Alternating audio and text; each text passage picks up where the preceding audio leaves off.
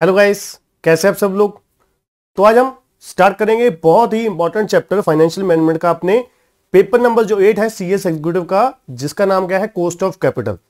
अब देखिए, cost of capital आप कह सकते हो सिर्फ और सिर्फ एक चैप्टर नहीं है, एक बहुत इंपॉर्टेंट कॉन्सेप्ट है, बहुत ही रेलिवेंट आप कह सकते हो, जो फाइनेंशियल मैनेजमेंट में हर जगह पर यूज होने वाला एक ऐसा कॉन्सेप्ट है जो आप मैक्सिमम चैप्टर में आप देख सकते हो।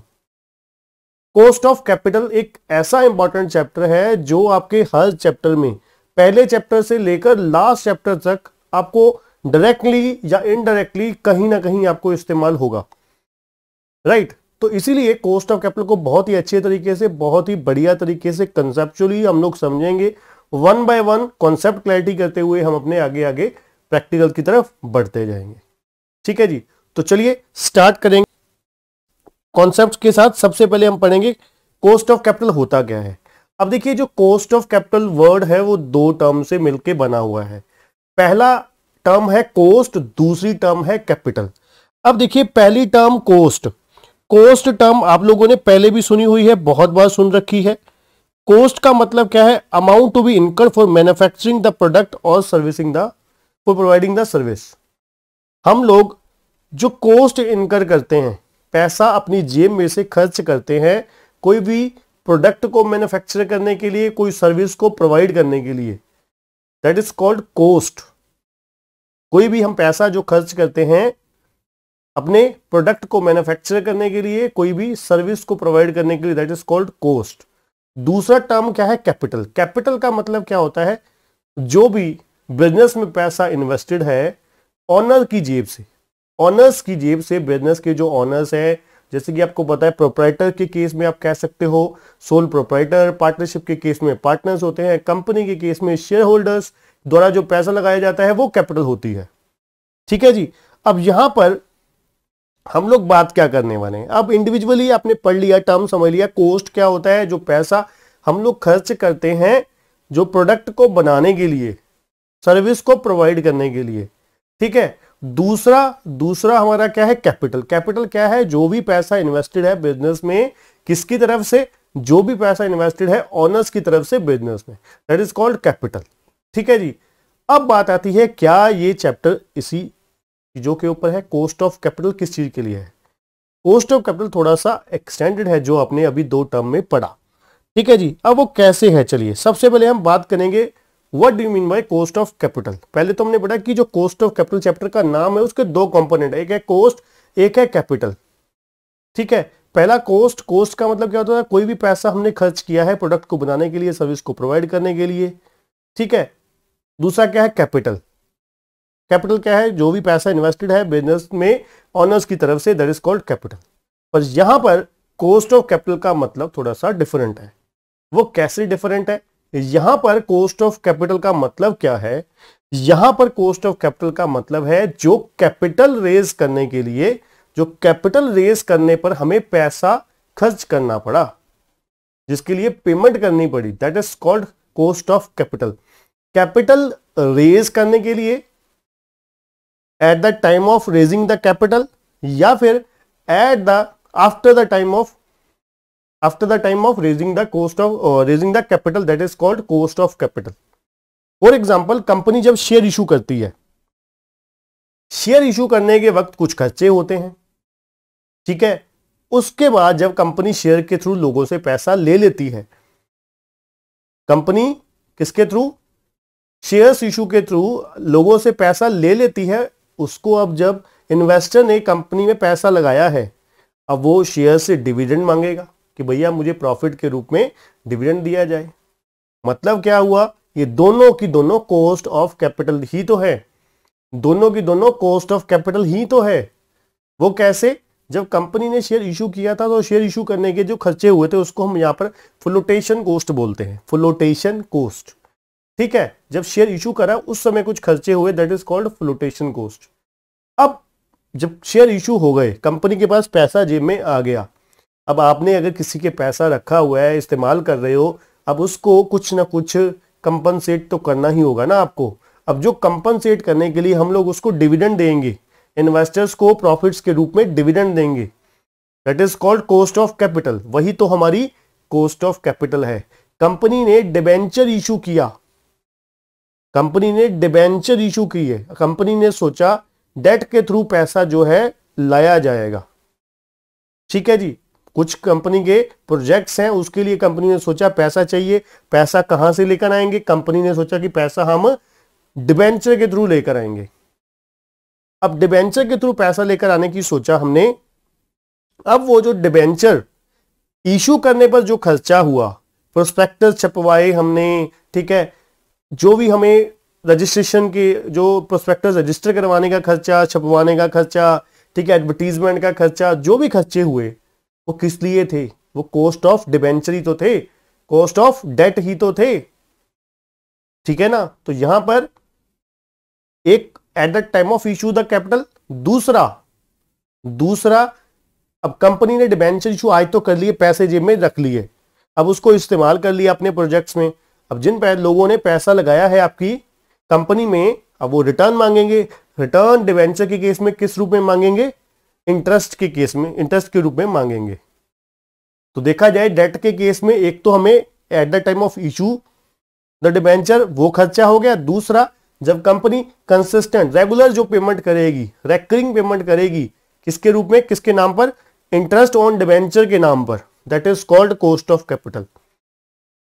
ठीक है जी, कॉस्ट ऑफ कैपिटल क्या है, जो भी हमने कैपिटल रेज करी है, कैपिटल जैसे मैंने आपको क्या बोला है, कैपिटल वैसे तो क्या होती है, जो भी पैसा लगा हुआ है ऑनर्स का, उसको हम कैपिटल बोलते हैं। ठीक है जी, यहां पर ऑनर्स के साथ साथ डेट के, इक्विटी के साथ साथ डेट भी है। ठीक है जी, कॉस्ट ऑफ कैपिटल किसके ऊपर है, इक्विटी और डेट दोनों की। यहां पर हम लोग बात जो कर रहे हैं डेट और इक्विटी दोनों की बात कर रहे हैं, जो भी हमने कैपिटल रेज करने पर हमें खर्चा हुआ।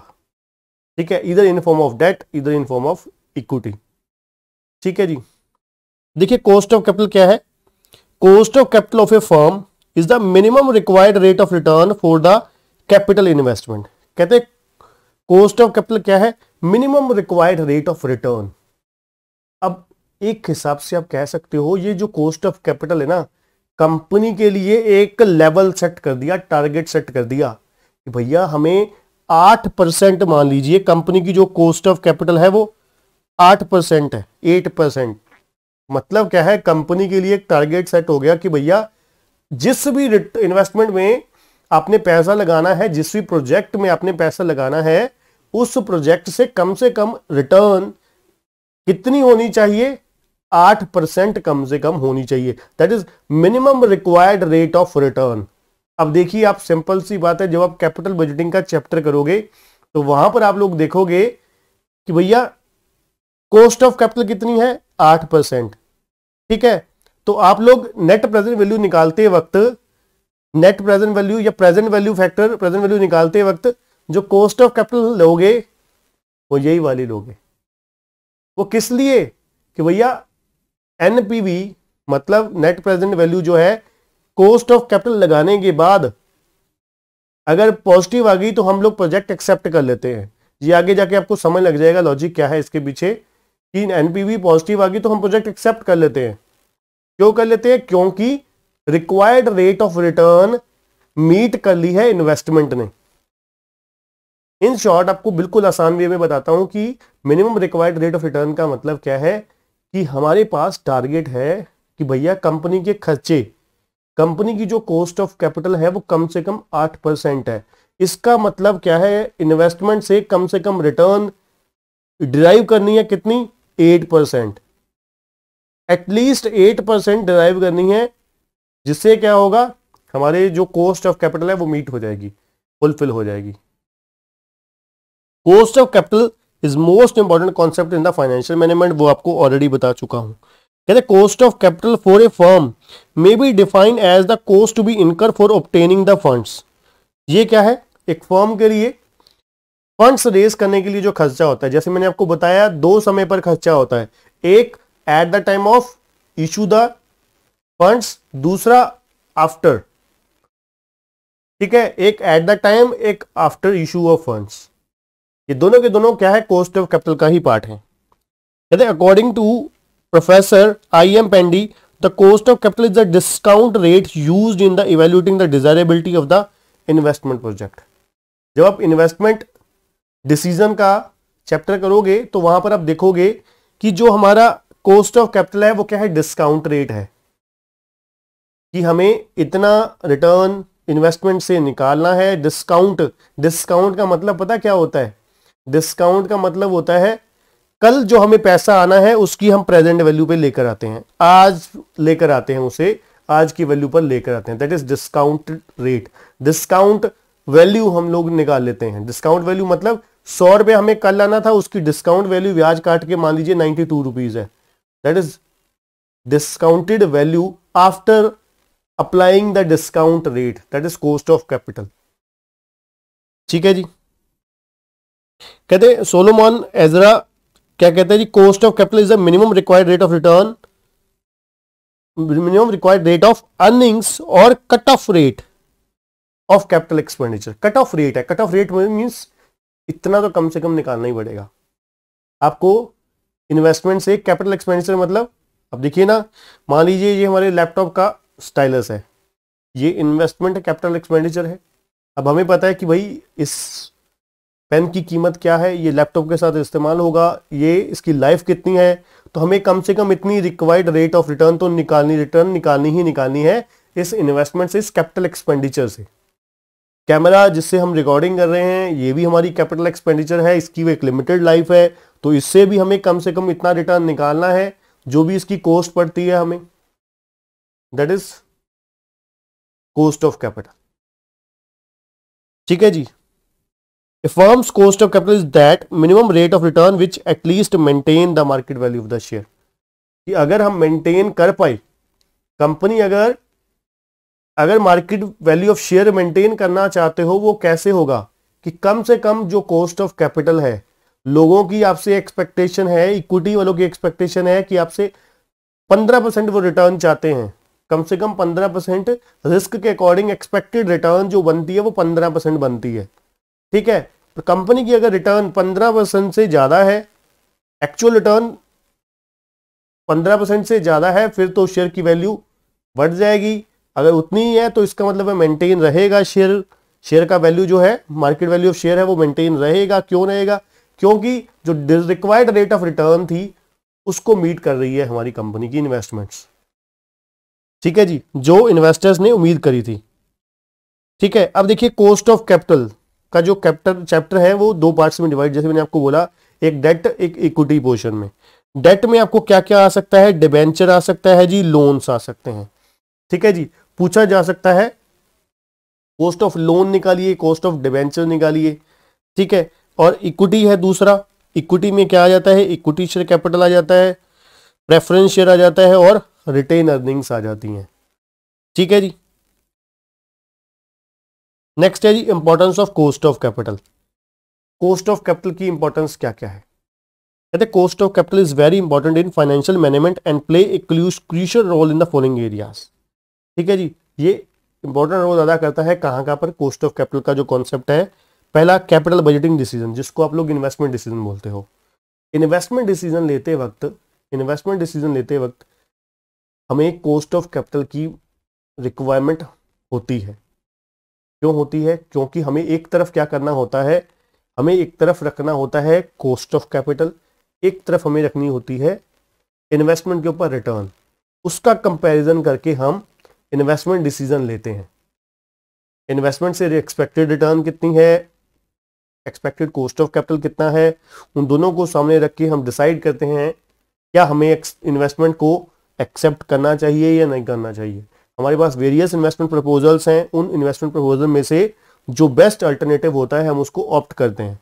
अब वो कैसे पता लगता है कि बेस्ट है? क्योंकि हम अपने जो हमारी कॉस्ट ऑफ कैपिटल है उसको हम एक तरफ रखते हैं, दूसरी तरफ हम रखते हैं किसको?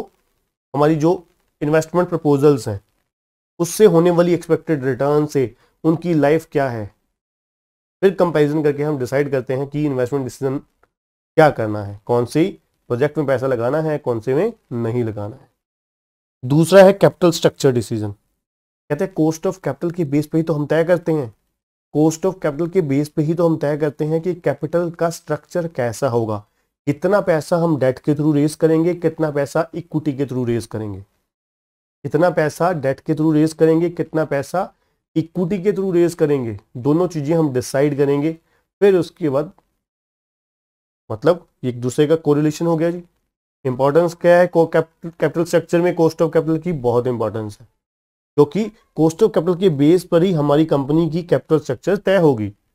भैया डेट के थ्रू कितना पैसा रेज करना है, इक्विटी के थ्रू कितना पैसा रेज करना है। उसके बाद है जी evaluation of financial performance. Financial performance evaluation के लिए भी कॉस्ट ऑफ कैपिटल का बड़ा एक इंपॉर्टेंट रेलेवेंसी है। डिविडेंड डिसीजन के लिए, डिविडेंड पॉलिसी जब आप चैप्टर करोगे तो आपको पता लगेगा कि जो हमारी कॉस्ट ऑफ कैपिटल है, हमारी जो कॉस्ट ऑफ कैपिटल जितनी ज्यादा बढ़ती जाएगी, कॉस्ट ऑफ कैपिटल जितनी ज्यादा बढ़ती जाएगी उतना ज्यादा मार्केट वैल्यू ऑफ शेयर होता जाएगा। कॉस्ट ऑफ कैपिटल जितनी ज्यादा बढ़ती जाएगी मार्केट वैल्यू ऑफ शेयर उतना डाउन होता जाएगा, कॉस्ट ऑफ कैपिटल जितनी घटती जाएगी मार्केट वैल्यू ऑफ शेयर उतना इंक्रीज होता जाएगा। ठीक है जी, मतलब क्या डिविडेंड डिसीजन में भी एक इंपॉर्टेंट रोल है किसका? कॉस्ट ऑफ कैपिटल का। एक लास्ट है कैपिटलाइजेशन ऑफ प्रॉफिट। अब कॉस्ट ऑफ कैपिटल जितनी लो होगी उतना ज्यादा कैपिटलाइजेशन ऑफ प्रॉफिट होगा। ठीक है ना, कैपिटलाइजेशन ऑफ प्रॉफिट होगा उतना। ठीक है जी।